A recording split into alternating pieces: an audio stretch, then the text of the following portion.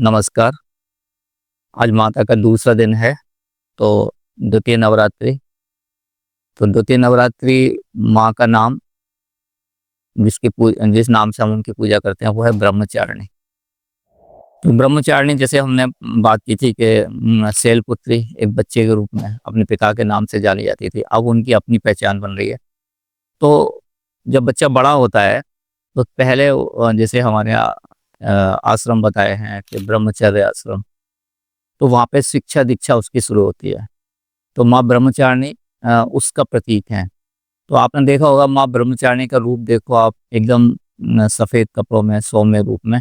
अब इनके हाथ में माला है, एक हाथ में कमंडल है। ये दोनों ही एक तरह से त्याग और तपस्या का प्रतीक है, एक योगिनी के रूप में। तो ये बच्चा जो है जब शिक्षा दीक्षा के लिए जाता है, जो ब्रह्मचर्य आश्रम में प्रवेश करता है, तो पहले जैसे हम देखते थे गुरुकुलों में जाते थे, गुरु के सानिध्य में शिक्षा ग्रहण करते थे। अब शिक्षा वास्तव में जो होनी चाहिए वो यही होनी चाहिए कि हम पहले अपने को जानें, खुद को डेवलप करें, अपने स्वरूप को जानें, इस ब्रह्मांड को, इसके सबके बारे में जानें और हर तरह की शिक्षा ग्रहण करें। उसके बाद हम एक शक्तिशाली इंसान के रूप में बन जाते हैं। तो अब जो हम देख रहे हैं शिक्षा, जो मेकाले की पद्धति के अनुसार का खाली एक पैसा कमाना है, एक टाइम पास करना है और सर्टिफिकेट दे दिया जाता है कुछ, और उसको मान लिया जाता है कि शिक्षित हो गया है। तो उस तरह से ना देख के अगर हम इसको देखते हैं अपने ब्रह्मचारिणी रूप को, तो ये संपूर्ण जैसे एक पूर्ण चेतना के स्तर तक जाना, अपने चेतना को पूर्ण स्तर पर उठाना, उस हर विधि को, उस हर क्रिया को जानना जो हमको आवश्यक है, यानी कि हमको और इस सृष्टि को, इस सृष्टि में हमारे रोल को और हर चीज़ को जानने के लिए कोई ऐसा ज्ञान ना रहे जो हमारे को, जिससे हम वंचित रहें। तो इस तरह की शिक्षा, संपूर्ण शिक्षा, तो उसका प्रतीक के रूप में ब्रह्मचारिणी है। और अगर हम इससे शिक्षा भी ले सकते हैं माँ भगवती से, हमको ऐसी ही शिक्षा प्रणाली बनाना चाहिए जिसमें सबसे पहले बच्चे को अपने बारे में पता होना चाहिए, वो क्या है, हमारा उद्देश्य क्या है, हमारा परिवार, हमारे लोग, हम किस तरह जुड़े हुए हैं और किस तरह से हम, हमारी सात्विक और सकारात्मक ऊर्जाएं और किस तरह से डेवलप होती हैं, कैसे काम करते हैं, वो समन्वय कैसे होता है। हम अपने आप को जानें, अपने को जानने के बाद अपने को कैसे अपने कंट्रोल में ले सकते हैं, अपनी शक्तियों का जागृत करके, शक्तियों को जागृत करना, फिर उनको संयम के रूप में अपने हाथ में लेना, यानी कि वो असंयमित नहीं होना चाहिए, वो किसी के विध्वंस के काम नहीं आनी चाहिए, बल्कि समन्वय के साथ प्रेम और सकारात्मक ऊर्जाओं को के रूप में उनका उपयोग कर सकें, ऐसी शिक्षा होनी चाहिए। और इसी तरह का समाज का निर्माण की हमको आवश्यकता है। तो ब्रह्मचारिणी रूप और शिक्षा से अगर हम जोड़ते हैं, तो अपने आप में ऐसा लगता है जैसे कि कुछ लोग सोच सकते हैं कि हम इसको हर चीज़ को अध्यात्म से जोड़ देते हैं या एक अंधविश्वास है, पर अंधविश्वास नहीं है। ये एक परम विश्वास है, ये विश्वास की शक्ति का प्रतीक है और ये परम ज्ञान का प्रतीक भी है, ये कोई अज्ञान या अंधविश्वास नहीं है। वास्तव में आध्यात्मिक होने का मतलब भी होता है, शिक्षित होने का मतलब ये होना चाहिए कि घोर अंधकार में प्रकाश को प्रकट करना, प्रकाशमय होना। तो घोर अंधकार से घबराते हैं लोग और उसमें जैसे तैसे अपना समय व्यतीत करने की कोशिश करते हैं, उसकी बजाय उस घोर अंधकार में अपने प्रकाश को जगाना और मानव से महामानव बनने की प्रक्रिया की तरफ जाना और उन महामानवों को बनाते हुए, चैन बनाते हुए, उसके बाद इस समाज को महामानवों के रूप में बनाते पूरे भारत में एक बदलाव आए। भारत जो प्रकाश में रत है, वो भारत है। तो उस तरह का देश है हमारा, उस तरह की शिक्षा, और वही संकेत के रूप में हमारी ब्रह्मचारिणी देवी हमको माँ भगवती बताती हैं। तो इसको एक हम इससे बहुत बड़ी शिक्षा भी ले सकते हैं, प्रेरणा ले सकते हैं, और माँ भगवती के जाप करने से, इनके मंत्र उच्चारण करने से और विधि विधान से, इनकी जो भी इनसे संबंधित माँ भगवती से संबंधित जो प्रतीक हैं, आप देखो जवारे बोते हैं, हम कलश स्थापित करते हैं और जवारे बोते हैं, और जो भी हम भोग लगाते हैं वो सब शक्ति के प्रतीक के रूप में है।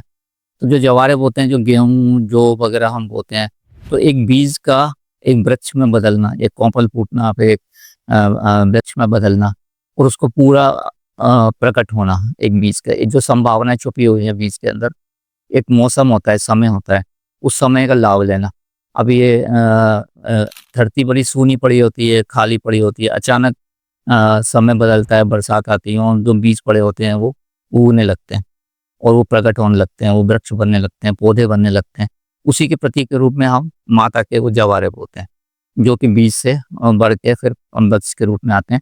और यहाँ पे मैं आपको बताऊँ कि इस समय एक और प्रतीक है कि वो जवारे जो बोते हैं तो हम उनको पानी में जाके विसर्जित कर देते हैं।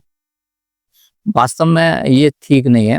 वो हम परंपराएँ जैसे पुरानी हो जाती हैं, तो निर्जीव हो जाती हैं, उनकी समझ खो जाती है। फिर वो बदलते-बदलते लोग अपने मन से कुछ भी करने लगते हैं। वास्तव में वो इस बात का प्रतीक है कि उस समय ये एक नव ऊर्जा का प्रतीक है। अभी चौमासे निकले हैं, बीमारियाँ, तकलीफ़ें, कमज़ोरियाँ, उस तरह की चीज़ों से हम निकल के आए हैं। अब नई ऊर्जा प्राप्त करेंगे, एक नया स्वास्थ्य, एक एक समय बदल रहा है। तो प्रकृति बदल रही है, उसके साथ समन्वय के साथ हम आगे बढ़ रहे हैं। तो जवारे जो होते हैं यानी कि जो घास के रूप में जैसे दिखते हैं, उनका अगर हम जूस पीते हैं, तो हमको पूरे साल के लिए स्वस्थ रखने के लिए और इम्यूनिटी बढ़ाने के लिए ये बहुत अच्छी औषधि के रूप में काम करते हैं। तो सबको हमको वो जो प्रसाद के रूप में लेना चाहिए उनको। तो कुछ लोग उसको लगातार मतलब एक प्रसाद के रूप में हो गया और एक संकेत हो गया। कुछ लोग लगातार भी ले सकते हैं, अपने गमले में उगाएँ उसको और बाद में उसको जूस निकाल के प्रसाद की तरह लें। तो वो जो समय है ना, वो हमको बहुत ऊर्जावान और पावरफुल एक शक्तिशाली बनाने के लिए होता है। तो उसके लिए ये संकेत के रूप में ये चीज़ें होती हैं और औषधि के रूप में उपयोग करने के लिए बताया है हमको। तो हमको करना चाहिए और भी जो हमारे देवी-देवता हैं, उनको जो प्रसाद के लिए उपयोग होती हैं चीज़ें, हमको उनका रहस्य जानना चाहिए। वो ऐसा नहीं है कि कुछ किसी भी देवी-देवता को कोई भी प्रसाद चढ़ा दिया। हनुमान जी को हम गुड़ चने का प्रसाद चढ़ाते हैं, जो कि शक्ति का प्रतीक है। गुड़ चने वो घोड़े वगैरह को देते थे लोग, क्योंकि वो बहुत ज़्यादा मेहनत करता है। तो जो पहलवान होते हैं, जो बहुत इस तरह का शारीरिक मेहनत करते हैं, तो उसके लिए वो हनुमान जी जो हैं, वो शक्ति के देवता हैं। इसलिए और जो शंकर भगवान पे जो प्रसाद चढ़ता है, तो वो शंकर भगवान जिस तरह के देवता हैं, उस तरह से वो उनका उन प्रसादों का जहरीला प्रभाव दिखाई देता है, लेकिन वो औषधीय रूप में होते हैं, औषधि के रूप में भी काम करते हैं। तो ये भांग धतूरा वगैरह जो होते हैं, वो औषधि के रूप में भी उनका काम लिया जाता है और बहुत सारे ऐसे संकेत छुपे हुए हैं प्रसाद में।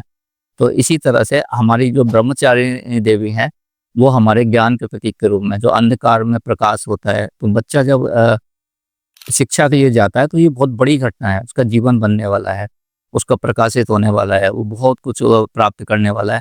तो माँ भगवती के और ये भी है कि हम देवी के उस रूप में अगर हम पूजा करते हैं, उनके मंत्रोच्चारण करते हैं, तो उससे वो जो देवी का रूप है, वो वास्तव में वही ये जो पूरी सृष्टि है, आज वैज्ञानिक भी मानते हैं कि ये एक तरंग से, ध्वनि तरंग से बनी हुई है। पहले ओंकार की ध्वनि आई थी, उस ओंकार से फिर और ध्वनियाँ बनी और उन ध्वनियों से वस्तुएँ, चीज़ें और ये सृष्टि बनती चली गई। तो सृष्टि के जो गुण हैं, वो ध्वनियों से ही संबंधित हैं। तो माँ के जो महामंत्र हैं, जो मंत्र हैं, तो वो उन ध्वनियों का ही रूप है, इसलिए हम मंत्रों के साथ विधि-विधान से जब पूजा करते हैं, तो जो स्टूडेंट हैं, जो शिक्षा लेने जा रहे हैं, वो भी एक बहुत बड़ी एक शक्ति प्राप्त कर सकते हैं और सबके लिए इसमें एक मौका होता है। तो ब्रह्मचारिणी को हम अपने बच्चों के लिए प्रार्थना करें, बच्चों को ज़रूर इनको सिखाएँ और उनको उसमें पूजा में माँ को उस रूप में आराध्य देवी बना के पूजा करने के लिए प्रेरित करें। जो अलग-अलग रूप हैं, वो अलग-अलग रूप में कोई किसी भी रूप को ग्रहण कर सकता है। इस तरह से माँ ब्रह्मचारिणी देवी को हम नमस्कार करते हुए पूजा करें और उनका लाभ मिले और मैं सबके लिए प्रार्थना करता हूँ, इस हमारे भारत में एक ज्ञान का प्रकाश फैले।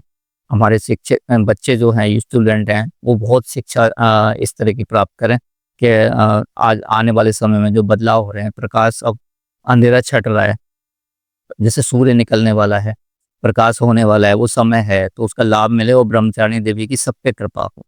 ओम।